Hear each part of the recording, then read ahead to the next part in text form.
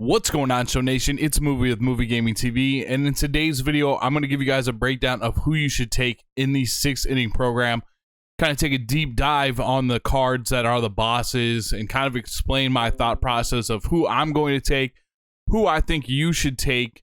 The 6-inning program is loaded. It's definitely loaded. I think also this is going to be the first one that I do the boost of the 75 stars. I think I am going to do that. There's a lot of good stuff in here, so we're going to dive into all that.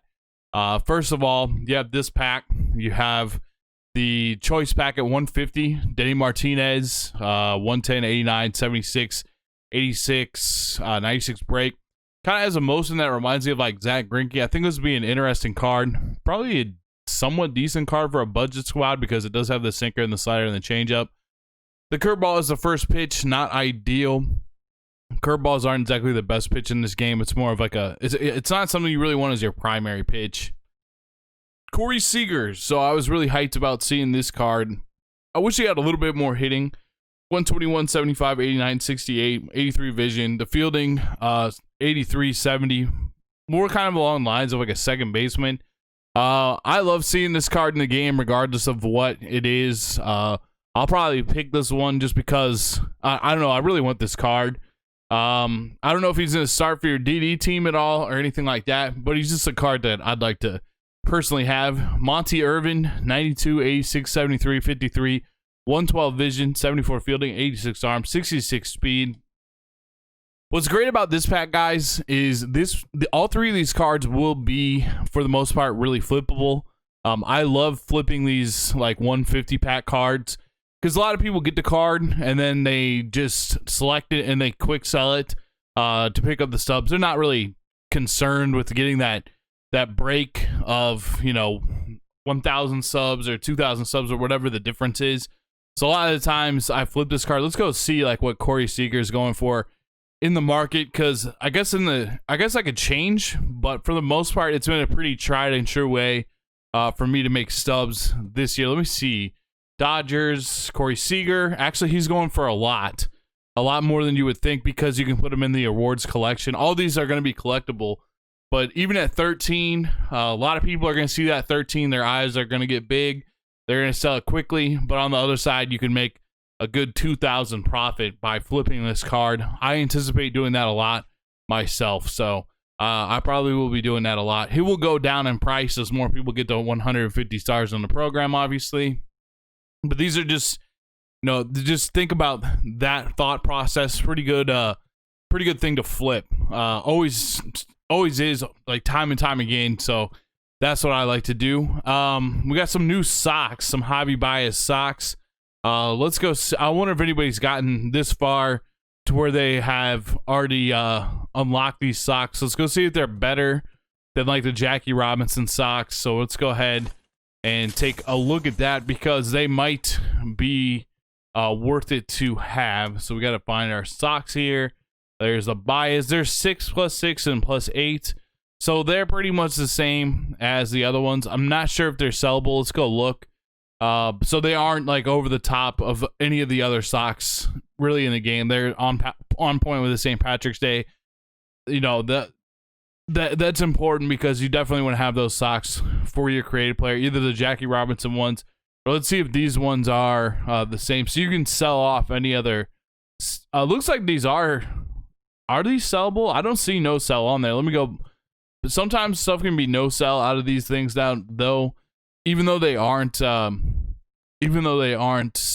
like they don't have the no sell on them, but they're not sellable. Let's see if they are in the market though. I believe they are in the market, so that should be a nice little bit of a pickup there. I would definitely sell them, do the Jackie Robinson program, and get these for free. It's definitely worth just getting them for free and then just selling off the other diamond socks that you have because the stats are still the same. All right, so let's take a look at these cards. We're also going to open up some packs in this video too towards the end. We're going to take a look at these cards, and if we could get Stan the Man to load in. So here's more of a deep dive on these cards and who I will be selecting. First, we got Greg Maddox, 121, 97, 93, 105 BB per 9, 100 pitching clutch, 95 HR per 9, 99 break, 66 velo, 97 fielding. He was seemed like he won the Gold Glove year after year.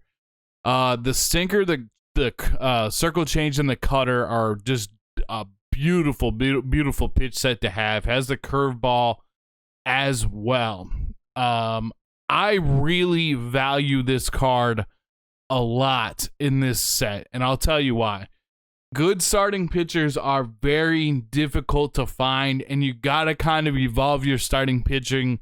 Almost program to program is probably a good time to just start upping your starting pitching.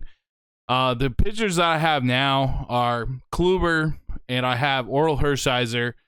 Those two guys aren't going anywhere. Like, they're going to be my pitchers no matter what.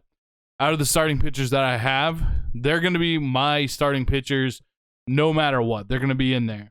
Now, Al Leiter's been good. He's been pretty good for me. I like this card a lot. Zach Greinke is just on there because Kerry Wood was tired. So I got to get some energy back for Kerry Wood now that we got some other guys that can throw. James Paxton, not too bad either, but he's just not going to be in there at the end. I don't even know if Kerry Wood's really good on Legend. I don't know if Kerry Wood's going to make it to the end. These two guys are. And I feel like Oral Hershiser is better than all three of these guys. I feel like he could take a spot in this rotation. There are two other cards that I'm waiting for still, and that is Clayton Kershaw, the flashback Clayton Kershaw when he's stacked with the sinker and just, has the per nines basically of like the Kluber. That's a card that's going to replace one of these cards and is going to be in the rotation. And also another card that is going to be in my rotation eventually is like a flashback White Sox Chris Sale. Once we get that card, he will be in my rotation as well. But we have to wait on those two cards. But the point is, it's very difficult to find guys like Hershiser and Kluber that are literally just, they're so good that they hold down the spot. What makes Oral Hershiser so good is the same thing that's going to make Greg Maddox so good, is when you're just on fire with them pitching and you're just hitting that sinker and the cutter, and he's got good off-speed pitches too, it just becomes really hard to hit. Hitting is a lot of just hitting pitches that float down the middle, and these guys, they don't float pitches down the middle very often. They just kind of dot you up all game. They make you swing at pitches on the black. They mess up your timing. They make you hit pitches, right to fielders, that kind of thing. I like gas, the guy like Kerry Wood, he throws gas, but that's what Kluber and Hershiser do. The one thing that's tough about Al Leiter, he just doesn't have that changeup. I like the changeup a lot because when you're just pounding the sinker and the cutter, then you can mix in the changeup for some off speed and throw off their timing. So the sinker and cutter, they tunnel together, they break off one another. And then the changeup, you can mix into, once you feel like they're kind of on the sinker and the cutter timing-wise, you mix in that changeup, and now they're way out in front and they swing and miss. So it's a really good pitch to have.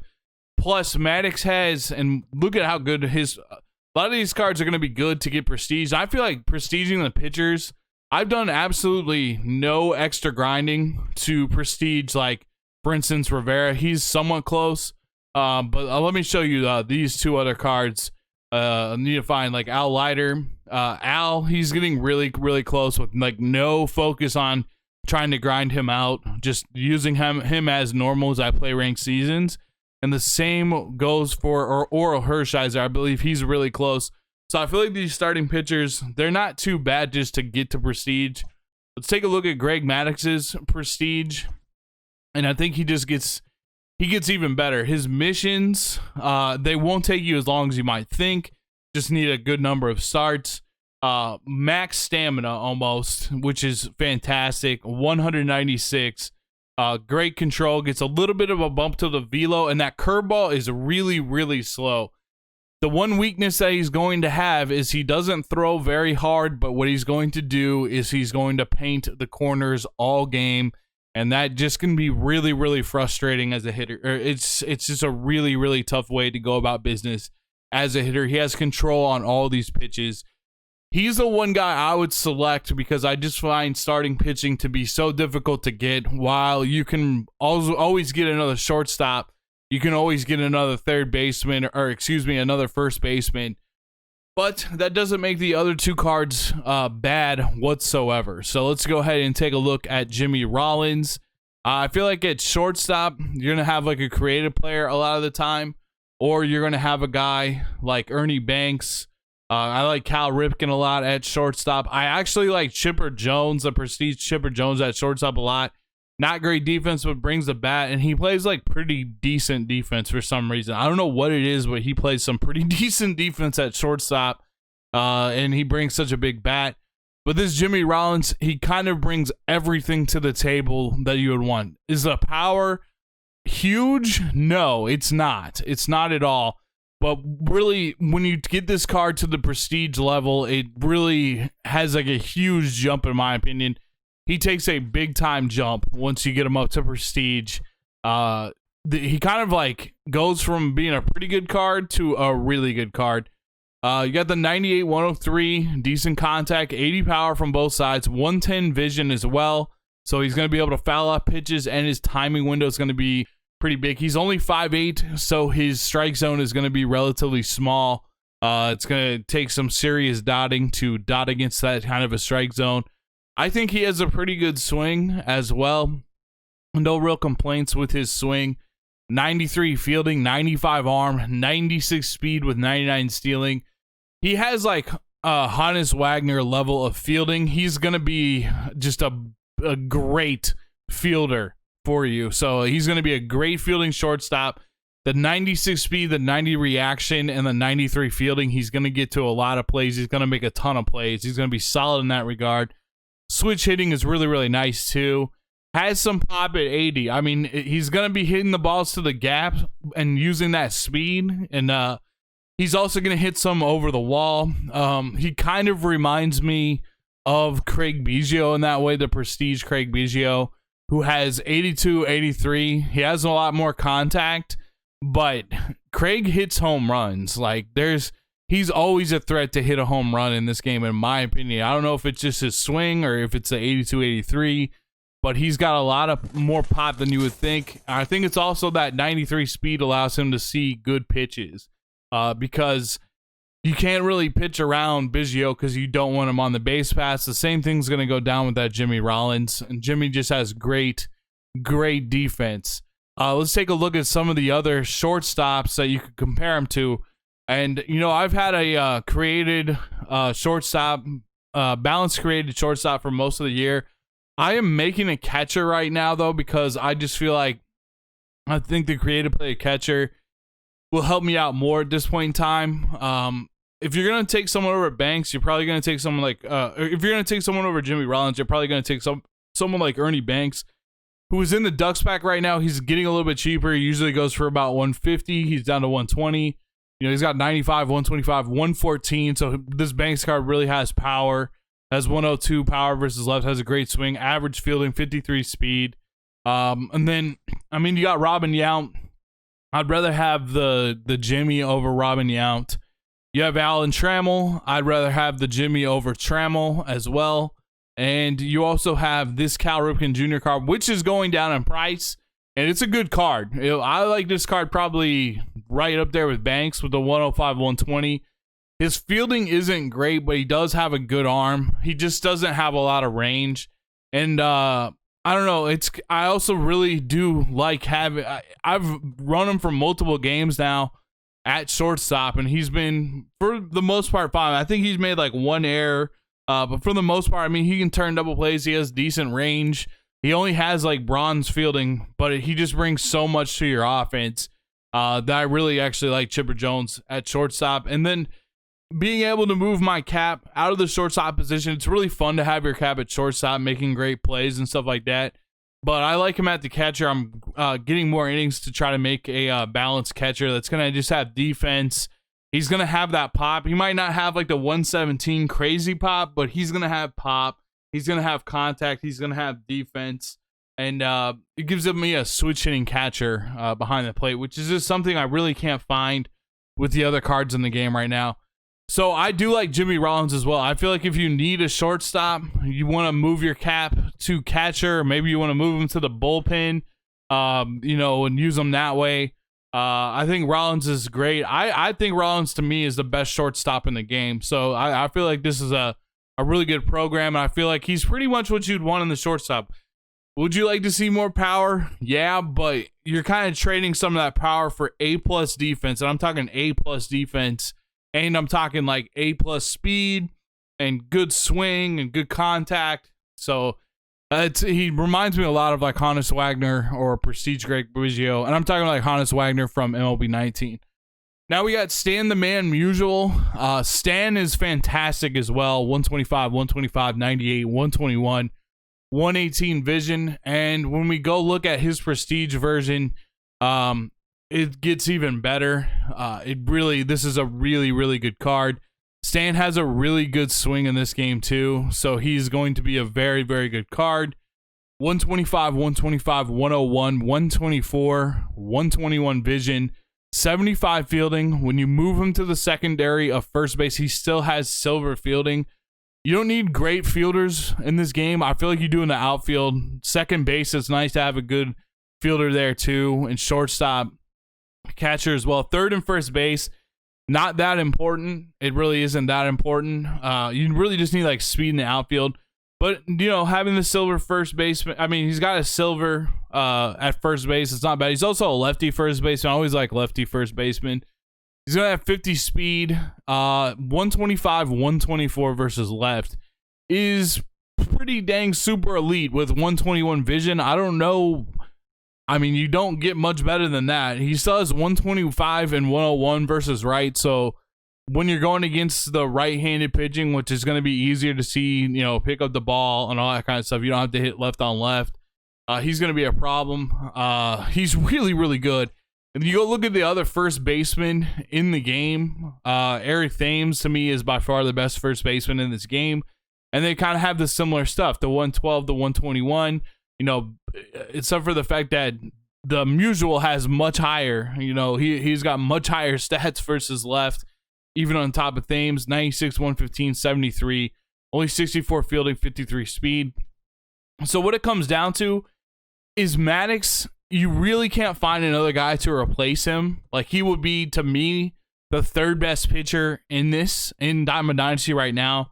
And he's gonna allow you to get rid of one of these guys and sell someone else. Opportunity cost, I'm not sure if this is the exact definition of opportunity cost, but the point I want to make is also, you know, you probably should keep Paxton and sell one of these two guys. So you keep the free guy, even if he's a little bit, you know, even if he's not as good as one of these two guys. It just frees up stubs, and you just kind of get by with the guy that's cheaper. That's definitely a move that usually I make. I'll keep the cheaper guy that I got for free almost. And I'll sell somebody else to pick up stubs. And that's the question that you really have to ask yourself with, you know, Jimmy Rollins or especially Stan Musial. Musial is really good, but you do get Thames for free. So it's one of those things where, do you want to pay more to get a little bit better? He's definitely a lot better in a way. I don't know if he's just a little bit better, but you got to weigh when you're selecting one of these three. Well, I already have Eric Thames. I really can't push him over the top. I can get rid of one of these cards and sell them, make my team better if I pick up Maddox. You know, get rid of one of these other cards. He's definitely going to be top three. And then also the same with Rollins, like, you know, what other shortstops are going to be in the game? You know, we'll have Honus Wagner at some point. We still don't know what the main collection is either. We'll probably have some better shortstops than Rollins, but he might be like top three by the end. And the same with Thames, and first base is going to be a crowded position. You still have like Frank Thomas. You have Jimmy Fox, who's honestly probably the best first baseman in the game is Jimmy Fox. Whenever he drops, unless Jimmy Fox is the catcher secondary and is super boosted, then Jimmy Fox will be the best catcher in the game. The other thing you got to think about too is, what is this collection going to entail? I want to buy, basically, I want to get all three of the bosses. I'd like to get Rollins. I don't know where I'm going to move Chipper Jones, because I need him in the lineup. I need Gary Sheffield in the lineup. So I could kind of roll without Rollins for right now. I would like to have Stan the Man in the lineup, but I can roll with Eric Thames also. And I really can't. I could really use a really good starting pitcher to add. So the other thing, I'd like to try out Rollins though, and I'd like to try out Stan Musial. Both of them would probably make my team better as a whole. I have to just figure out something like maybe move Sheffield to the bench, maybe move Sheffield to left field. I have to figure out something. But I'd like to try out Rollins. He would make my team better. But then, you know, there's going to be some better shortstops. There's going to be better first basemen. I'm not sure if Maddox might be able to stay in the top 5 starting pitching wise. So I would take Maddox first. I would probably take, I mean, I think that Stan's going to be so good at first base, but it's very difficult if you have Eric Thames to really argue to go above that, because Eric Thames is free. At least Chipper costs something and these other ones cost something. And then I guess I just want to say also, we have this big collection looming, so it's not as easy for me to just say, oh, you know, I'm going to get Maddox and then I'm going to buy Rollins at 150K and I'm going to buy Musial at 150K when I kind of need every stub that I need or that I can get my hands on for the big collection. But I really think this time around, there's not a wrong way to go about it. Some programs, they have it so there's like one really good guy. Like the Chipper, to me, was by far the best in his program compared to the other 2 guys. This isn't that kind of program. This program, all 3 of the guys are good. All 3 of the guys are the top at their position. Except for Maddox, I wouldn't put him at the top of the pitching rotation, but you got to have 5 starters. You really, honestly, you got to have 4 starters, and then you get the guy in the 5th spot that kind of can be your long reliever type of spot. So I think Maddox is definitely top 4 in the pitching, and just is one of those things with pitching where the position goes 4 deep versus just 1 deep. So let me know who you guys are going to take down in the comments below. I would take Maddox 1. I'd probably take would take Musial 2 and Rollins 3, but really Musial and Rollins are like 2A and 2B. That's just personally what I'm going to do, and those are my thoughts on it. I'd like to try both of those other cards though before it's all said and done. I also picked up a Ducks on the Pond pack for 15K. It's an elite pack. So we're going to open up that, and we're also going to, I guess we're going to try for JD Martinez. He's going for 5,000 or 50,000 and 54,500. 116, 118, 113, 97, 72. I don't know. You know, he's got kind of lower vision. I don't really know where you play this card, because cards with reverse splits really aren't cards that you want to have. You want this guy kind of a card to play like every day for you, and I don't really know how you could justify doing that with his defense and some of the other cards. He's got a great swing though. He really has a great swing. I'm glad to see his price actually going down a little bit, so he could be more of a budget option. But we might not pull all 5 of these. We might just pull like 1 of them or something like that. There's also going to be a free pack in the packs this weekend, so make sure that you pick that up.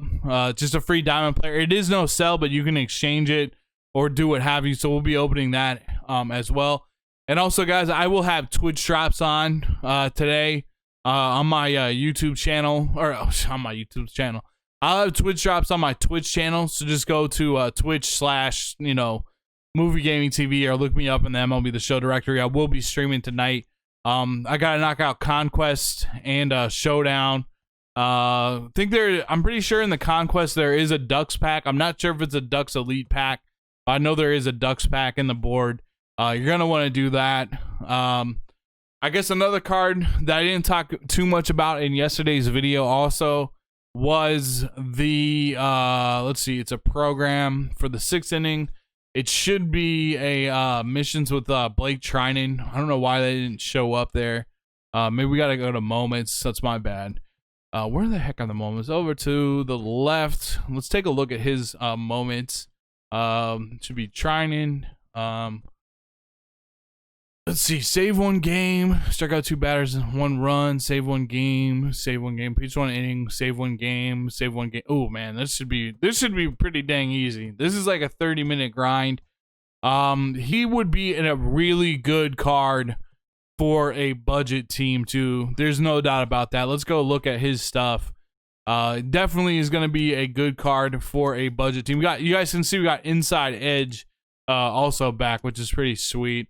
Let's take a look at his card. Where is Treinen? Let's see, Lizardo. There he is right here. 110.91, and he does have outlier on the sinker. You guys can see outlier primary pitch 1, so he's going to throw some gas on that sinker. The slider and the cutter. He doesn't have the changeup. You got to throw that sinker low to kind of use it as a changeup. Very good budget pitcher though. Throws a really hard sinker. Pretty good motion. Good H for 9. Not the best K per 9, but a good bullpen or a good budget reliever. Plus you get the program stars. So that's a no doubt due. It won't take very long to finish that up at all. That should be quite easy. What are his missions? Just you got to get 2 saves with him as well online. So not too bad with him. And plus you get the plus 20 right here.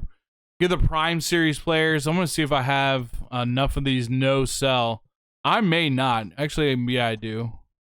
Well, I have 5 of 7. All these cards are going to be crazy flippable too. All these, I bet these went up a lot. I'm going to hit start real quick. But I bet these cards went up a lot in price. Well, no, not really. They're down from some of the other packs. There's going to be a lot. Every time we get new content, there's going to be a lot of flippable stuff. Denny Martinez, Cueto, Kingman, Rodney, Brett Gardner. Those cards are going to be really flippable. Dozier, Hernandez. Because I'll tell you this much. I got a lot of different cards, and there's not a lot of no-sell cards that you can put in this. So that's a good sign. That's going to make for some flippable stuff for sure. So let's go ahead and open up these packs. Let's open up our duck pack. Let's see if we hit. We hit the mid-tier round, which is really not that bad. That's pretty solid. I will take that. Let's see. I'm going to take I think I might take McCutchen. Actually, I might take Wade Boggs because I don't have like a lot of signatures for the big time collection. I'm going to take Wade Boggs out of there. I already have Greinke. I don't have McCutchen. We'll open this. I hit big on this. I hit Yelich again by headliners. We got 1 and nothing in that. I'll try one more. I'm not really trying to go in and not pick something up. We'll try one more. If we hit on it, we'll go for another. Yeah, we did hit on. I think I'm good on those. I'm not really trying to go after JD Martinez for whatever reason. Thank you guys so much for watching. I'll see you guys in the next video. Until then, peace out.